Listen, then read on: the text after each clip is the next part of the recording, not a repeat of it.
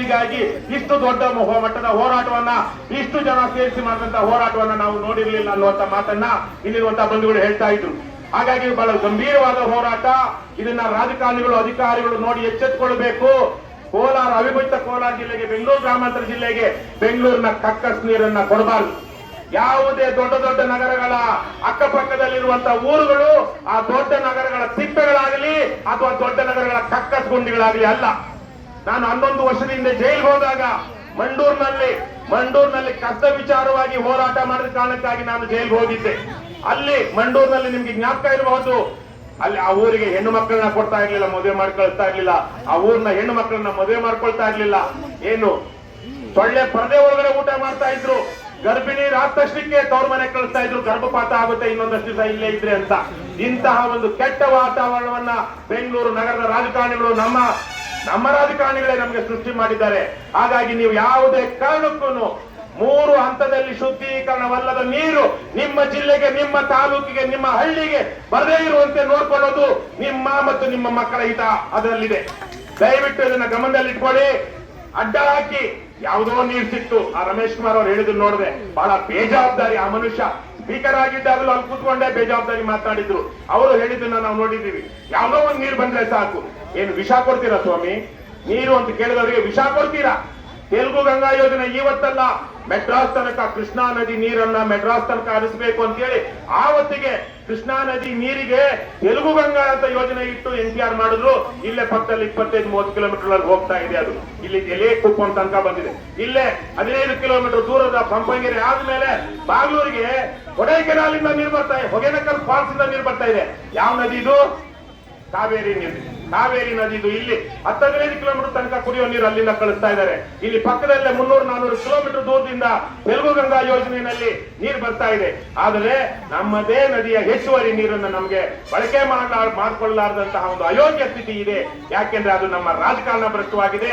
ನಾವು ಓಟ್ ಹಾಕುವಾಗ ಹಣಕ್ಕೆ ಹೆಂಡಕ್ಕೆ ಓಟ್ ಹಾಕ್ತಿದೀವಿ. ನಮ್ಮ ಹಿತ ಇರುವಂತ ಯಾರನ್ನು ಇವತ್ತು ರಾಜಕಾರಣದಲ್ಲಿ ಗೆಲ್ತಾ ಇಲ್ಲ. ಆ ಹಿನ್ನೆಲೆಯಲ್ಲಿ ನೀವು ಇವತ್ತೇನು ಹೋರಾಟ ಮಾಡ್ತಾ ಇದ್ದೀರಾ, ನಾವು ಇಂಥ ಹಲವಾರು ಹೋರಾಟಗಳಲ್ಲಿ ಇವತ್ತಲ್ಲ 12 ವರ್ಷಗಳ ಹಿಂದೆನೆ ಆಂಜನೇಯ ರೆಡ್ಡಿ ಅವರು ಚಿಕ್ಕಬಳ್ಳಾಪುರದಲ್ಲಿ ನಿರಂತರವಾದ ಹೋರಾಟ, ಕೋಲಾರದಲ್ಲಿ ನೀವು ಸಹ ಹಲವಾರು ಜನ ಹೋರಾಟದಲ್ಲಿದ್ದಾಗ ನಾನು ಹಲವಾರು ಸಲ ಹೋರಾಟದಲ್ಲಿ ಬಂದಿದ್ದೀನಿ. ಅನೇಕ ವರ್ಷಗಳ ಸುಮಾರು 30 ವರ್ಷಗಳಿಂದ ಅವಿಭಜಿತ ಕೋಲಾರ ಜಿಲ್ಲೆ ಮತ್ತು ಬೆಂಗಳೂರು ಗ್ರಾಮಾಂತರ ಜಿಲ್ಲೆಗಳಿಗೆ ಶಾಶ್ವತವಾದಂತಹ ನೀರಾವರಿ ಬೇಕು ಅಂತ ಹೇಳಿ ಅನೇಕ ಚಳವಳಿಗಳು ಇವತ್ತು ನಮ್ಮ ಮುಂದೆ ನಡೆದಿರ್ತಕ್ಕಂಥ ಇತಿಹಾಸ ಇದೆ. ಆದ್ರೆ ನೀರನ್ನ ನಾವು ಪಡ್ಕೊಂಡ್ವ? ಖಂಡಿತ ಇಲ್ಲ. ಇವತ್ತು ನೀರಿನ ಹೆಸರಲ್ಲಿ ಎಷ್ಟು ಖರ್ಚಾಗಿದೆಯಪ್ಪ ನಮ್ಮ ಕಣ್ ಮುಂದೆ ಅಂದ್ರೆ 30,000 ಕೋಟಿ ರೂಪಾಯಿಗಳನ್ನ ಇವತ್ತು ನಮ್ಮ ರಾಜಕಾರಣಿಗಳು, ಅಧಿಕಾರಿಗಳು, ಗುತ್ತಿಗೆದಾರರು ನುಂಗಿ ನೀರು ಕುಡಿದಿದ್ದಾರೆ. ಏತಕ್ಕಾಗಿ? ಕೋಲಾರ, ಚಿಕ್ಕಬಳ್ಳಾಪುರ ಮತ್ತು ಬೆಂಗಳೂರು ಗ್ರಾಮಾಂತರ ಜಿಲ್ಲೆಗಳ ಜನರಿಗೆ ಶುದ್ಧವಾದಂತ ಕುಡಿಯುವ ನೀರನ್ನ ಪೂರೈಸ್ತೀವಿ ಅಂತೇಳಿ. ಆದ್ರೆ ಯಾರಾದ್ರೂ ನೀವು ನದಿ ನೀರನ್ನ ಯಾರಾದ್ರೂ ಕುಡಿದಿದ್ದೀರಾ? ಯಾರಾದ್ರೂ ಕುಡಿದಿದ್ರಿ ಅಂತಾಯಿ? ಯಾರು ಕುಡಿದಿಲ್ಲ. ಆದ್ರೆ ಸಾವಿರಾರು ಕೋಟಿ ರೂಪಾಯಿಗಳು ಮಾತ್ರ ನಮ್ಮ ಜನರ ತೆರಿಗೆ ಹಣ ಇವತ್ತು ಖರ್ಚಾಗ್ತಾ ಬಂದಿದೆ. ಇವತ್ತಿನ ಈ ಹೋರಾಟದ ಮುಖ್ಯ ಉದ್ದೇಶ ಏನು ಬೆಂಗಳೂರಿನ ತ್ಯಾಜ್ಯ ನೀರನ್ನ ಕೋಲಾರಕ್ಕೆ, ಚಿಕ್ಕಬಳ್ಳಾಪುರಕ್ಕೆ ಮತ್ತು ಬೆಂಗಳೂರು ಗ್ರಾಮಾಂತರ ಜಿಲ್ಲೆಗಳಿಗೆ KC ವ್ಯಾಲಿ ಹೆಸರಲ್ಲಿ, HN ವ್ಯಾಲಿ ಹೆಸರಲ್ಲಿ, ವೃಷಭಾವತಿ ವ್ಯಾಲಿ ಹೆಸರಲ್ಲಿ ಕೆಲವು ಕೆರೆಗಳಿಗೆ ಹರಿಸ್ತಾ ಇದ್ದೀರೋ ಅದನ್ನ ಮೊದಲು 3ನೇ ಹಂತದ ಶುದ್ಧೀಕರಣ ಮಾಡಬೇಕು. ಕೇಂದ್ರ ಸರ್ಕಾರದ ಗೈಡ್ ಲೈನ್ಸ್ ಏನಿದೆ ಅದನ್ನ ಪಾಲಿಸಬೇಕು ಅನ್ನುವಂತ ಒತ್ತಾಯವನ್ನ ಇವತ್ತು ನಾವು ನಿಮ್ಮೆಲ್ಲರ ಬೆಂಬಲದೊಂದಿಗೆ ಇವತ್ತು ಸರ್ಕಾರಕ್ಕೆ ಮನವಿ ಮಾಡ್ತಾ ಇದ್ದೀವಿ, ಆಗ್ರಹ ಮಾಡ್ತಿದ್ವಿ. ಹಾಗೇನೆ ಈಗಾಗಲೇ ನಮ್ಮ ರವಿಕೃಷ್ಣ ರೆಡ್ಡಿ ಅವರು ಹೇಳಿದ್ರು, ಎತ್ತಿನ ಹೊಳೆಯಿಂದ ಎಷ್ಟು ಹರಿದಿದೆ? 24,000 ಕೋಟಿ ರೂಪಾಯಿಗಳು ಹರಿದಿದೆ. ಆದ್ರೆ ನೀರು ಕೊಟ್ಟಿಗೆಯಲ್ಲಿ ಕಟ್ಟಿ ಎತ್ತಿಂದಾದ್ರೂ ಈತದ ಎತ್ತು. ಹಾಗೇನೆ ಎತ್ತಿನ ಹೊಳೆಯಿಂದ ನೀರು ಹರಿಸಲಿಕ್ಕೆ ಸಾಧ್ಯ ಇಲ್ಲ ಅಂತೇಳಿ ಸೆಂಟ್ರಲ್ ವಾಟರ್ ಕಮಿಷನ್ ಹೇಳಿತು, ನ್ಯಾಷನಲ್ ಇನ್ಸ್ಟಿಟ್ಯೂಟ್ ಆಫ್ ಹೈಡ್ರಾಲಜಿ ಹೇಳಿತು, ಭಾರತೀಯ ವಿಜ್ಞಾನ ಸಂಸ್ಥೆ IISc ಅವರು ಹೇಳಿದ್ರು. ಆದ್ರೆ ಗುತ್ತಿಗೆದಾರರು, ರಾಜಕಾರಣಿಗಳು ಕೇಳಲಿಲ್ಲ. ಯಾಕೆಂದ್ರೆ ಅವ್ರಿಗೆ ನೀರು ಹರಿದೇ ಇದ್ರೂ ಪರವಾಗಿಲ್ಲ, ನಮಗೆ ಹಣದ ಹೊಳೆ ಹರಿತದೆ ಅನ್ನೋದು ರಾಜಕಾರಣಿಗಳಿಗೆ ಗೊತ್ತಿತ್ತು, ಗುತ್ತಿಗೆದಾರರಿಗೆ ಗೊತ್ತಿತ್ತು, ಅಧಿಕಾರಿಗಳಿಗೆ ಗೊತ್ತಿತ್ತು. ಹಾಗಾಗಿ ಅವರು ಅದನ್ನ ವೆಲ್ಕಮ್ ಮಾಡ್ಕೊಂಡ್ರು.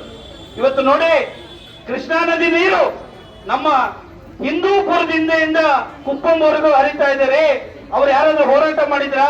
ಆಂಧ್ರ ಸರ್ಕಾರ ಇವತ್ತು ಆ ನೀರನ್ನು ಹರಿಸಿ ಕೆರೆಗಳಿಗೆ ಅವರಿಗೆ ಶುದ್ಧ ಕುಡಿಯುವ ನೀರು, ನೀರಾವರಿಯನ್ನ ಒದಗಿಸ್ತಾ ಇದೆ. ಆದ್ರೆ ನಮ್ಗೆ ಯಾವ ರೀತಿ ನೀರು ಹರಿತಾ ಇದೆ ಅಂದ್ರೆ ನೀವು ಅರ್ಥ ಮಾಡ್ಕೊಳ್ಳಿ. ಬೆಂಗಳೂರಿನಲ್ಲಿ ಏರ್ಪೋರ್ಟ್ ಇದೆ, ದೇವನಹಳ್ಳಿ ಹತ್ರ, ಗೊತ್ತಲ್ಲ ನಿಮ್ಗೆ? ಆ ಏರ್ಪೋರ್ಟ್ ನಲ್ಲಿ ಫ್ಲಶ್ ಮಾಡ್ಲಿಕ್ಕೆ, ಆ ಏರ್ಪೋರ್ಟ್ ನ ಪಾರ್ಕ್ ಅನ್ನು ಮೇಂಟೈನ್ ಮಾಡ್ಲಿಕ್ಕೆ 3ನೇ ಹಂತದ ಶುದ್ಧೀಕರಣದ ನೀರನ್ನ ಹರಿಸ್ತಾ ಇದೆ ಸರ್ಕಾರ. ನಮಗೆ ನಮ್ಮ ಕುಡಿಯುವ ನೀರಿನ ಕೊಳವೆ ಬಾವಿಗಳಿರ್ತಕ್ಕಂಥ ಕೆರೆಗಳನ್ನ ತುಂಬಿಸಿ ಅದರಿಂದ ಅಂತರ್ಜಲ ಅಭಿವೃದ್ಧಿ ಮಾಡುವ ನೆಪದಲ್ಲಿ ನಮ್ಮ ಕುಡಿಯುವ ನೀರಿನ ಮೂಲಕ್ಕೆ ಇವತ್ತು 2ನೇ ಹಂತದ ಅರೆಸಂಸ್ಕರಿತ ನೀರನ್ನ, ಕೈಗಾರಿಕೆಗಳಿಂದ ಬಂದಂತ ತ್ಯಾಜ್ಯ ನೀರನ್ನು ಹರಿಸಿ ಮುಂದಿನ ದಿನಗಳಲ್ಲಿ ನಮಗೆ ನಿಮಗೆಲ್ಲ ಕ್ಯಾನ್ಸರ್ ಉಚಿತ ಗ್ಯಾರಂಟಿ ಭಾಗ್ಯ, ಕಿಡ್ನಿ ಫೇಲ್ಯೂರ್ ಉಚಿತ ಗ್ಯಾರಂಟಿ ಭಾಗ್ಯವನ್ನ ಇವತ್ತು ಸರ್ಕಾರ ಮಾಡ್ತಾ ಇದೆ. ನಾವು ತೆರಿಗೆ ಕಟ್ಟಿದ ಹಣದಿಂದಲೇ ನಮ್ಮ ಕಾಯಿಲೆಗಳನ್ನ ನಾವು ತಂದ್ಕೋಬೇಕಾ? ಇದರ ಕಡೆಗೆ ನೀವು ಗಮನ ಕೊಡಿ. ಇವತ್ತು ಬಿಡಿಯಾಗಿ ಹೋರಾಟಗಳು ಮಾಡೋದ್ರಿಂದ ಖಂಡಿತ ನಾವು ಯಾವತ್ತೂ ಜಯವನ್ನ ಸಾಧಿಸಲಿಕ್ಕೆ, ನಮ್ಮ ನೀರಿನ ಹಕ್ಕನ್ನು ಪಡ್ಕೊಳ್ಳಿಕ್ಕೆ ಸಾಧ್ಯ ಆಗೋದಿಲ್ಲ. ಹಾಗಾಗಿನೇ ಕೋಲಾರ, ಚಿಕ್ಕಬಳ್ಳಾಪುರ, ಬೆಂಗಳೂರು ಗ್ರಾಮಾಂತರ ಜಿಲ್ಲೆಗಳನ್ನ ಒಗ್ಗೂಡಿಸಿಕೊಂಡು ಇವತ್ತು ದಲಿತ ಪರ ಸಂಘಟನೆಗಳಿರಲಿ, ಕನ್ನಡ ಪರ ಸಂಘಟನೆಗಳಿರಲಿ, ರೈತ ಸಂಘಟನೆಗಳು ನಿರ್ಮಯ ಮೀಡಿಯಾ ಚಾನೆಲ್ ವೀಕ್ಷಿಸಿ, ಸಬ್ಸ್ಕ್ರೈಬ್ ಮಾಡಿ, ಲೈಕ್ ಮಾಡಿ,